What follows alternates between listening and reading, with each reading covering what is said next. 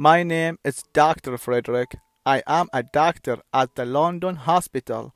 One day in 1884, I saw a picture in the window of a shop near the hospital. I stopped in front of the shop and looked at the picture. At first, I felt interested, then I felt angry, then afraid. It was a horrible, ugly picture. There was a man in the picture.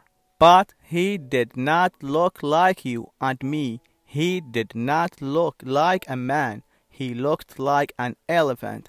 I read the writing under the picture. It said, "Come in and see the elephant man. 2 pence." I opened the door and went in. There was a man in the shop. He was a dirty man in an old coat with a cigarette in his mouth. "What do you want?" he asked. "I would like to see the elephant man, please," I said. The man looked at me angrily. "Well, you can't," he said. "The shop's closing now. You can come back tomorrow." "I'm sorry," I said, "but I would like to see him now. I have no time tomorrow. I have a lot of work to do. But I can give you more than 2 pence." The man looked at me carefully. Then he took the cigarettes out of his mouth and smiled with his yellow teeth. "All right, sir," he said. "Give me 12 pence then."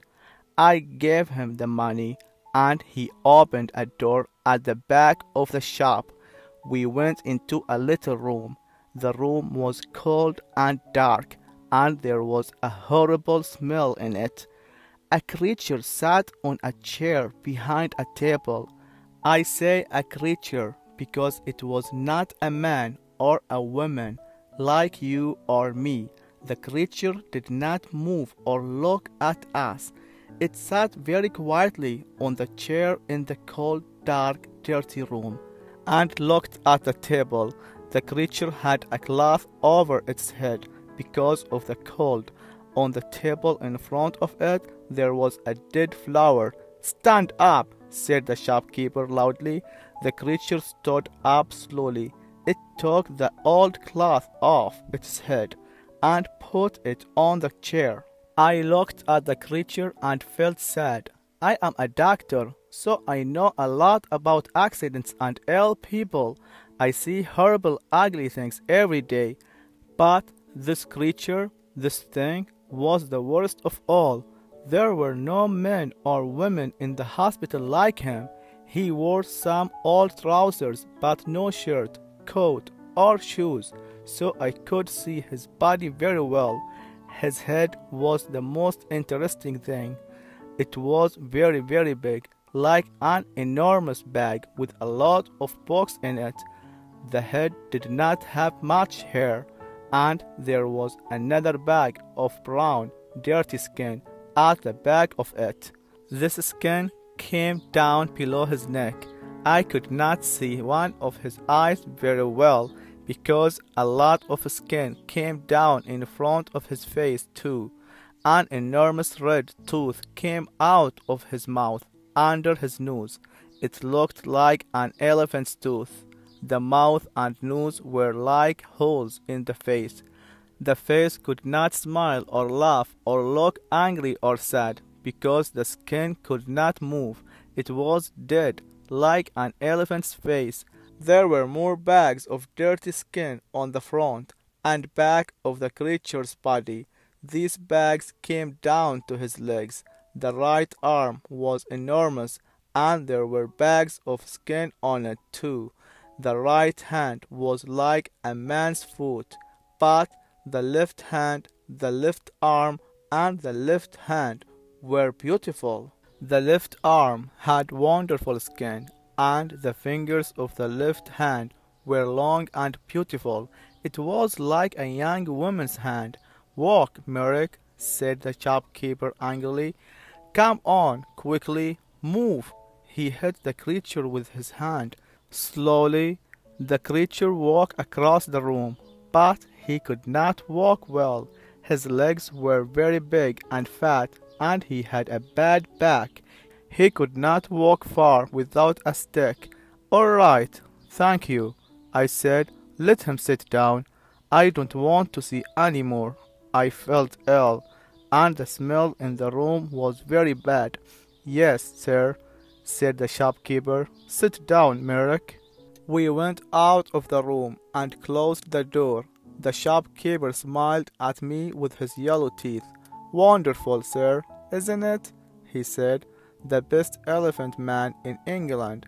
Hundreds of people come to see him, you know. Hundreds. I take him all over the country. I do." "Yes, very interesting," I said. "Can I sit down?" "Yes, sir, of course. Here is a chair." He looked at me, smiling. "Would you like a glass of water, sir?" "Yes, please," I said. Then I looked at the things in the dirty shop. There were 2 or 3 bad apples and some old black bananas. That was all. "No, thank you. I'm all right," I said. Did you call the creature Merrick?" "That's right, sir. Joseph Merrick, the best elephant man in England. I take him all over the country, you know. Lots of people want to see him." "Yes, I see. Do you get a lot of money?" "Well, sometimes we do, sir. Yes, but it's difficult. You see, sir, because of the police. The police don't like us, you see, sir. So we can't stay in a town very long. We usually move every week." "Yes, I see. Well, anyway, Mr. Peter, sir. Simon Peter." "Yes, well, Mr. Peter, I am a doctor at the London hospital. My name is Dr. Treves. This man, Joseph Merrick, is very interesting, and I would like to see him at the hospital. I want to look at him more carefully, you see." "Yes, sir, I see. But how can he get to the hospital?" "It's going to be difficult." "Why, man? The hospital is not far from here." "Well, yes, sir, I know. But you see, Merrick can't walk very well. He needs help. You can come with him. Do you want more money?" "Is that it?" "Well, yes, sir, I do. But you see, people are afraid of him, too. In the road, little boys always run after him and hit him. Then the police get angry because people are afraid. Sometimes they take us to prison." "I see," I said. "Well, how can he come to the hospital then?" "Bring a cab, sir," said Peter. "You can take him to the hospital in a cab." So next day at 7 o'clock I came to the shop in a cab. There were not very many people in the road, because it was early in the morning. In November it is dark at 7 o'clock in the morning, and I could not see the shop very well. I waited 5 minutes. A postman walked past. Then the door of the shop opened, and the creature Merrick came out. I could not see his face or his body. He had an enormous black hat on his head, like a big box. A gray cloth came down from the hat in front of his face. There was a hole in the cloth in front of his eyes. He could see out of the hole, but I could not see in. He wore a long black coat too. The coat began at his neck and ended at his feet, so I could not see his arms, his body, or his legs. On his feet he wore big shoes, like old bags. He had a stick in his left hand, and he walked very slowly. I opened the door of the cab and got out. "Good morning, Mr. Merrick," I said. "Can you get in?" "Impulse tips," he said. "I'm sorry," I said. "I don't understand." For a minute he stood by the door of the cab and said nothing. Then he hit the cab with his stick. "Steps," he said loudly. "Help me up the steps." Then I understood. There were 3 steps up into the cab, and he could not get up them. "Yes, I see. I'm sorry," I said. "Let me help you." I took his left hand and began to help him. My right hand was behind his back. I felt very strange. His left hand was like a young woman, but his back under the coat was horrible. I could feel the bags of old skin on his back under the coat. He put one enormous foot on the first step, and then he stopped. After a minute, he moved his second foot slowly. Then he stopped and waited again. "Hello, sir. Can I help you?" I looked behind me. It was the postman, and behind him I could see 3 young boys.